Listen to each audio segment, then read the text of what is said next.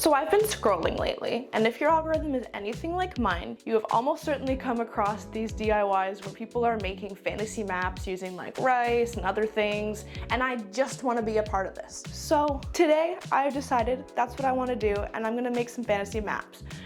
Do I need them? Not really. However, this big blank wall could certainly use some more decor, so I was thinking, what if I try out 3 different techniques to make 3 different styles of maps, and then we can hang them on the wall and add a little bit more zest to it. Because sometimes my husband tells me that when I film on this wall, it looks like I'm in a prison because it's got nothing on it. So we're gonna fix that today. Let's go over the plan for today, shall we? Because I'm testing 3 different maps and I want them all to go on my walls, I don't want them to all look the same. So I'm gonna make each one a slightly different theme, kind of based on the technique itself. So first up for the rice map.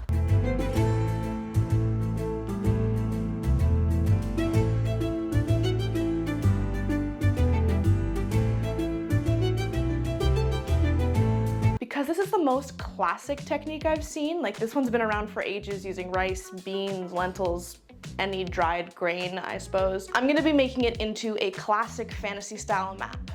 It's gonna look the most similar to my Lord of the Rings map that I've got, and it's just gonna be classic, generic fantasy TM map. For the second technique, the dice.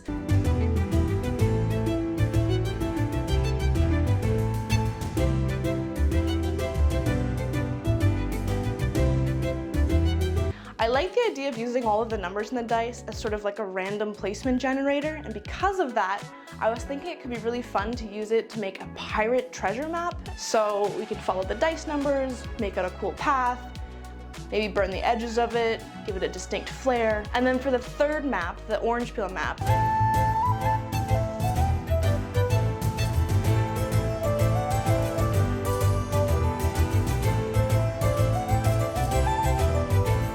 I've seen some people use it as like a thing you can trace around, kind of like the rice method, but I've also seen some people use the orange peel as like a stamp using paint. So I thought it could be really fun to make that a really colorful, bright map. And then finally, for all 3 of the maps, I'm gonna make some frames for them. This part I'm winging a little bit because I haven't really ever made frames, but in my mind I have a plan for how this is gonna work. But I want something so they're not just like pieces of paper taped onto the wall at the end of the day. I should also say that I am not very drawing inclined. If you were here in, I think, the second video I ever posted on my channel, I drew up these shelves. It was a little rough. So we're gonna see with our limited artistic abilities what we can make today. And with that, let's start dyeing some paper. What's the worst that could happen? The first thing I see a lot of people do online in these trends is they draw the map using waterproof markers and then they make the tea dye situation. I have done some basic crafting like this and tried it like this before. I always find the marker runs regardless. I think it's just because I'm using bad quality markers. So to avoid this, I'm gonna do the tea dyeing first and then we're gonna use the markers afterwards. So I have a very hot tray of boiling or recently boiling water. We're gonna put some tea into it and let it steep. The ideal is black tea just because of the color it's gonna give you. You can use coffee grounds. You can use other colors of tea, probably. I've only ever used black tea, so we're gonna use black tea and we're just gonna let this steep till it's not so hot. While we wait for that to become dye, we're gonna rip some paper up. All I am gonna use for this project is basic printer paper because it's what I have on hand and it's what a lot of people seem to use. My thought process is everybody else seems to rip the edges after they've dyed it. If you rip them beforehand, then it's already gonna be dyed, you don't have to paint over the paper. So, this is fully optional. I have this little ripping edge. You don't need this, you can just rip it. But I'm gonna use it for my fantasy map because I want those edges to be pretty clean. Well, I say clean, ripped exactly as I want them to be.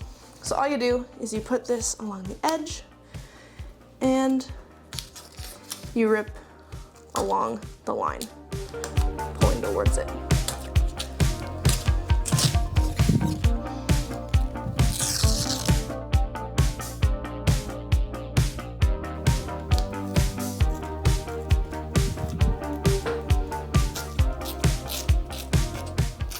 second map, the pirate map.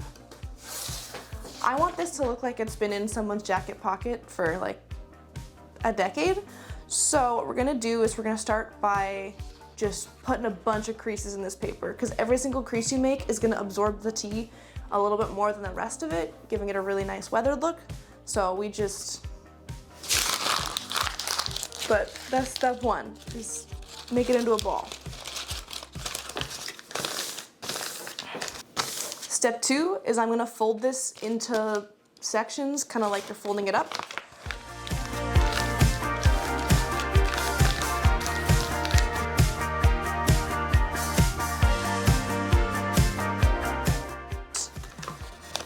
We make these nice creases in the paper.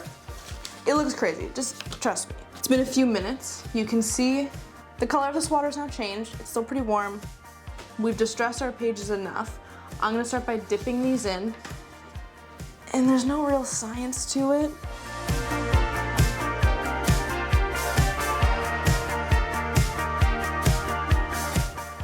Okay, to the oven. That's a lie. Can you give me a baking sheet? My cream roll right.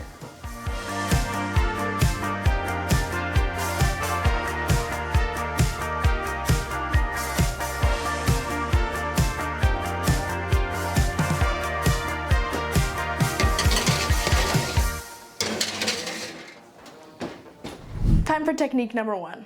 I have my bowl of rice. It's probably way too much considering how small my paper is, but in theory the method is very simple. All you do is you take your paper and you take your rice, you put your rice on said paper, and then you trace around it. It's as easy as that.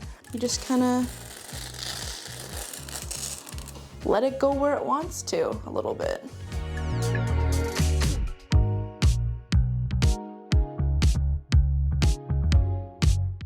We have all of our rice on our paper, and now comes the fun/tricky part, which is just tracing around it a bunch. I have my thin tip marker, and we're just gonna start going around it.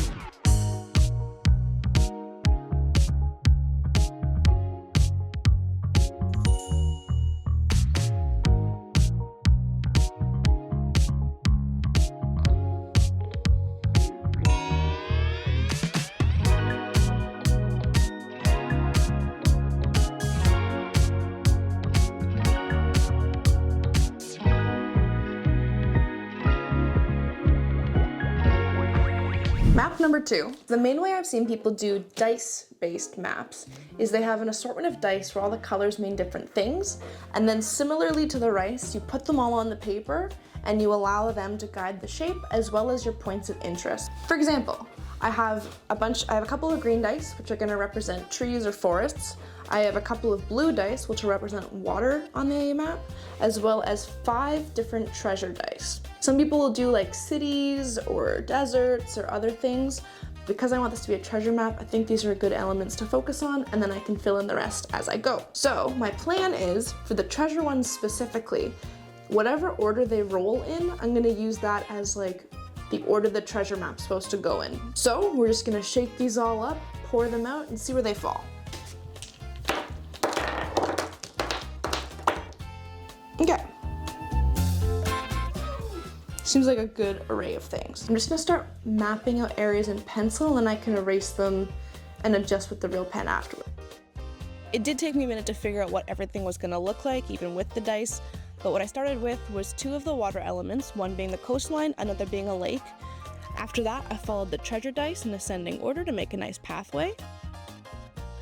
Next, I let the pathway determine what shape the forest should be. I also used that last water element to connect the lake to the coastline with a river. Lastly, I added some mountains to help justify why the path was so winding, and also add a little bit of visual diversity to everything. from here, you're just supposed to fill in your map with all of your details.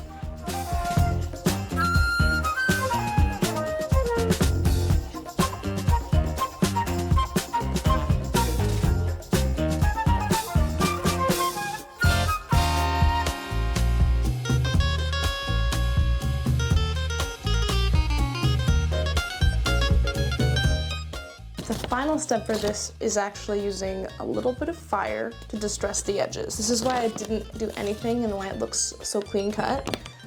I'm gonna burn it.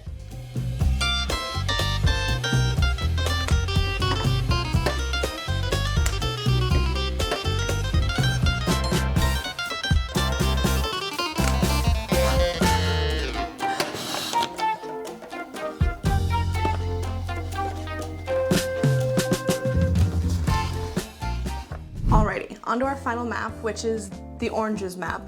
I will say I do not currently have any oranges in my house, so I'm gonna use lemons. It's all citrus fruit, right? Like, it's gonna be the same. It's gonna work. So step one is I have to peel these bad boys. Oh, why does it feel so wrong to peel a lemon? Okay, so I'm gonna try to keep this in as much of one piece as possible, but also if it doesn't happen, that just means that's the world telling us it wants to be islands.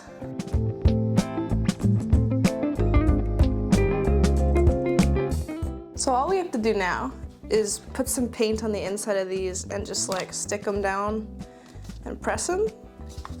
But I have the slight issue of I don't apparently own green paint, so we're gonna have to mix some. I have blue and yellow. Let me get a little thing to mix on. Let's make some green.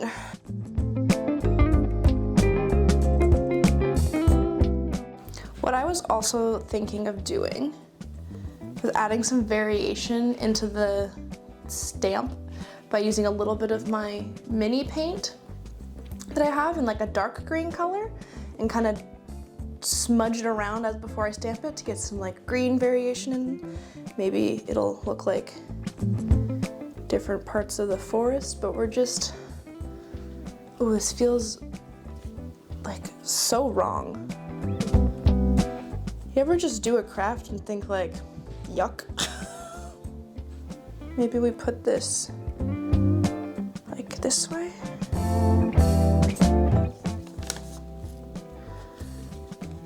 We just gotta commit, we gotta be brave. I don't know, should it go like here? It's going there. I dropped it.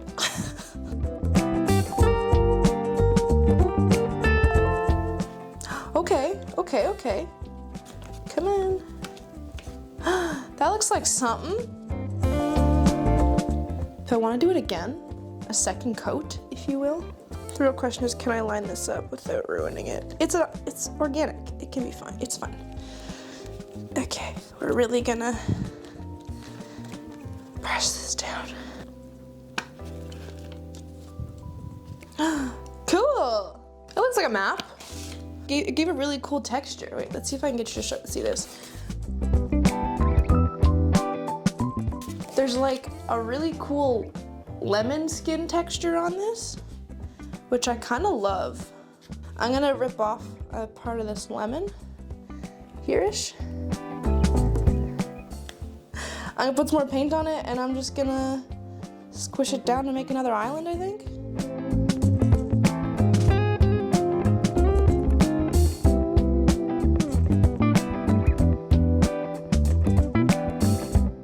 I'm gonna stop putting green on this because I feel like I'm gonna do too much. This was very simple and very fun. All that's left now is to just add all the detailed parts.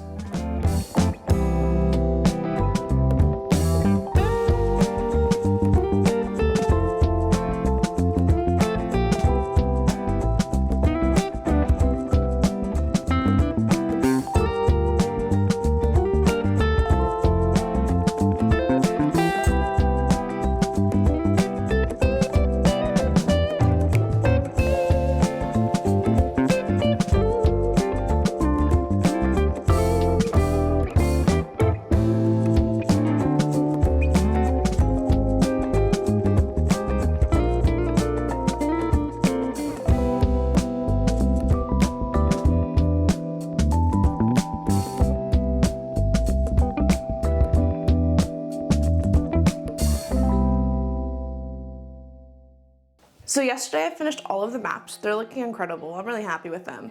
But to put them on the wall and make them look even better, we need some frames. So I have 2 different ideas for how to make them. 2 of the frames I'm gonna do are more traditional, where they're like full wood all the way around, and then I'm gonna do a canvas backing so that I can pin the maps into it. That way I can preserve those edges I worked really hard on, like burning all of the edges in the pirate map. I don't wanna cover that up with a frame. So my thought for this is if I use foam core, cover it with some canvas, and then I can just use some little push pins to hang the map onto the frame. I'll explain the other one in a minute, but the first step of everything today is to glue these pieces of canvas drop cloth onto our foam core.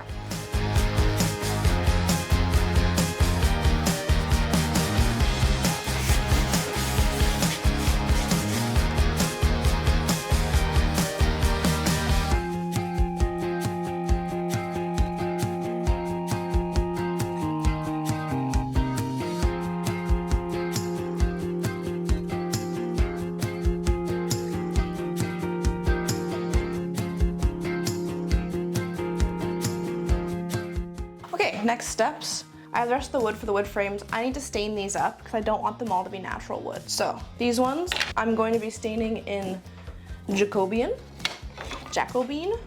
whatever you want to call it. I'm not going to be sealing it because I want a matte finish on it. So that'll be really easy. And then for these pieces, the oak trim that I have, I'm going to be using the same stain that I have, Mission Oak, that's on the walls and all of the storage behind me. So it's just a matter of staining some stuff now.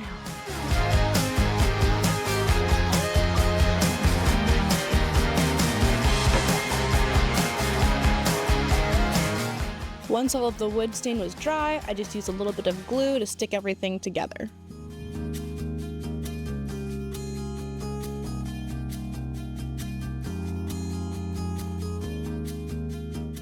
I found this thicker trim frame was looking a little bit plain, so I got another decorative piece of trim, stained it up, added a little bit of silver paint to some of the edges, and added that inside, and it really added a nice bit of dimension.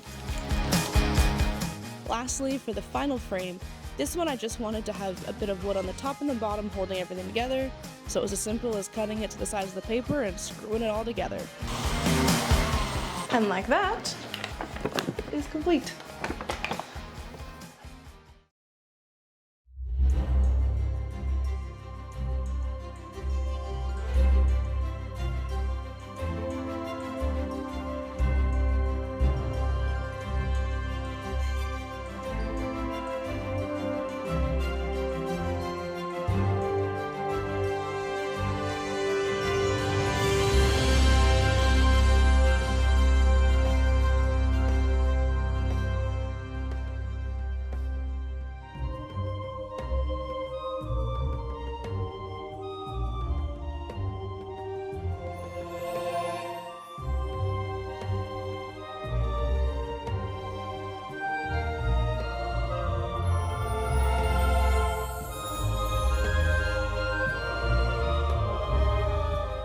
Look at this. I feel like we have the real makings of a map wall going on.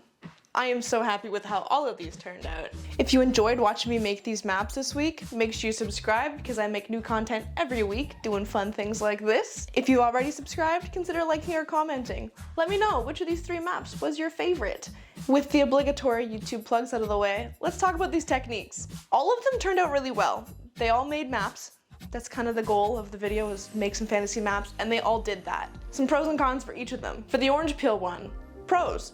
It made really realistic topography around the edge of all the little islands, and the actual texture on the inside of the orange peel when you use it as like a stamp made really pretty textures. I don't know how else to describe it. The mixing of the 2 different paint colors gave a lot of depth and made it look like there was elevation on the map without any artistic ability or effort required. Some cons, I think you should really only use this one if you're looking at making really large scale maps. So like I wouldn't do this for a small area or a town, but for like large continents or a group of islands, this is a great method. For the rice method, pros, also very easy. You just pour rice and let it do its own thing, and it makes a really fun outline that you can work from. The cons, It requires a little bit more like creativity and artistic ability to make it look good. The initial outline was really fun, but after that, to make it look like a good map, you have to add a lot more like drawing to it to make it look good. That's not to say it's a bad thing if that's your vibe, but if you're looking for a quick craft, this one definitely took the longest of all of them. And lastly, the dice map. I think the technique is really good on this one. I think my execution is the least good on this one. The style I have picked reads a little bit like kid made a map at summer camp, which is fine. I think it's still great. I love the burned edges on it. And the dice worked really well for adding points of interest without having to think too hard. Unlike the rice map where I was like having to figure out on my own where things went, all of those questions are already answered for me in the dice map. I think actually combining these two together would be really good, like drawing up the outline and then using the dice to put your points of interest could be a really good way to make maps. Overall though, I do think that my favorite one is actually the orange/lemon map. The technique has a built-in like artistic style that isn't hard to do and I think anyone could achieve. And it looks so different from the other two. It just looks great. It didn't require a lot of effort. It was nice and fast. It was really fun to do too, because all you do is you smack down the paint and then you smack down the orange peel and you outline it all and it looks incredible without any effort. So I think of the three, it's my favorite. Also, all the frames turned out really well for being held together currently by hot glue and a prayer. 10 out of 10, happy with that. Again, let me know in the comments down below which was your favorite one and if you would try any of these techniques for map making. And with that, I'll see you guys next week.